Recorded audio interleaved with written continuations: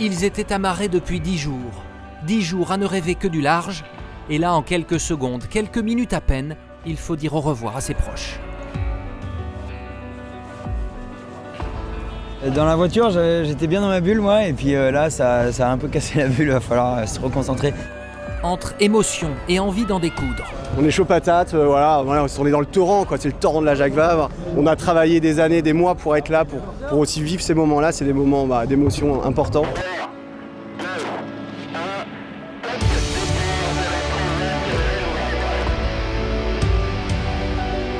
79 duos sur la même ligne, un record dans l'histoire de la Transat Jacques Vabre.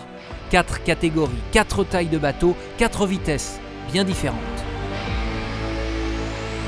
Sur les départs, il y a beaucoup de monde, pas que des concurrents. Et donc c'est là où on aura le plus de risques de collision, c'est quand même sur les heures avant et après le départ. Traduction, mieux vaut faire la course en tête.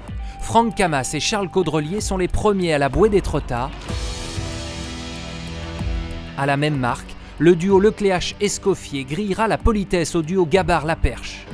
Derrière les ultimes, les Ocean 50 des multicoques 2 fois plus petits assurent le show. Leur parcours sera le même que les IMOCA, monocoques de 18 mètres, taillés pour le tour du monde. Alors j'ai comme l'impression que c'est plus long que ce qu'on avait dit il y a un mois, tu vois. Ça sent 18 jours hors taxe. Entre 2 et 3 semaines de course, impossible de dire qui arrivera le premier en Martinique, destination inédite pour cette Transat Jacques Vabre.